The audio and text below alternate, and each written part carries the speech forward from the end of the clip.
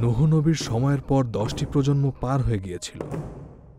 তখনও জাতিদের উপর ইবলিসের একটি কঠিন নিয়ন্ত্রণ ছিল। আল্লাহতে ঈমান রাখার পরিবর্তে লোকেরা তাদের ধর্মতে নির্ভর করছিল। কিছু জাতি সৃষ্টিকর্তার বদলে সূর্যকে ইবাদত করছিল, অন্যান্যরা চাঁদকেও। এটি ছিল 1925 খ্রিস্টপূর্বাব্দ।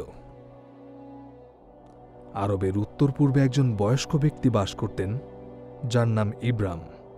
পরবর্তীতে আল্লাহ তার নাম পরিবর্তন করেছিলেন ইব্রাহিম, যার অর্থ অনেক জাতির পিতা। ইব্রাহিম ছিলেন 75 বছর বয়সী। সারি তার স্ত্রী, যার বয়স 65 এবং সন্তানহীনা।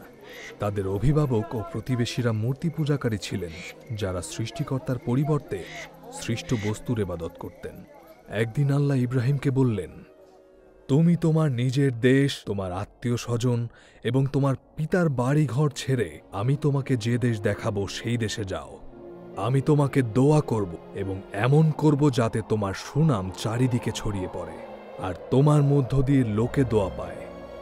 যারা তোমাকে দোয়া করবে আমি তাদের দোয়া করব, আর যারা তোমাকে বদদোয়া দেবে আমি তাদের বদদোয়া দেব। আল্লাহ ইব্রাহিমের সাথে একটি চুক্তি করতে চেয়েছিলেন। যদি সে তার পিতার পরিবার ছেড়ে অপরিচিত দেশে যায়, তাহলে আল্লাহ দুটি বিষয় করবেন। প্রথমত, তিনি ইব্রাহিমকে মহাজাতির পিতা করবেন। দ্বিতীয়ত, সেই জাতির মধ্য দিয়ে সমস্ত জাতির দোয়া পাবে।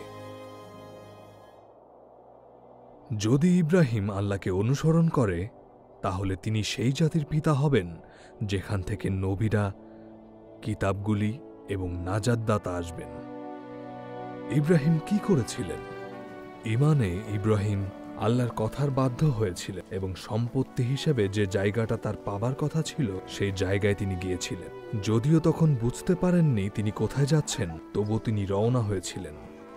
ইব্রাহিম এবং তার স্ত্রীর পক্ষে তাদের আত্মীয় স্বজনদের ছেড়ে যাওয়া এবং পরিবারের ধর্ম ত্যাগ সহজ ছিল না। তবুও তারা একমাত্র সত্য আল্লাহকে অনুসরণ করার জন্য সমাজের সেই সমালোচনাকে গ্রহণ করেছিলেন। আল্লাহর বাধ্য হওয়া সবসময় সহজ না, কিন্তু এটি সবচেয়ে উত্তম।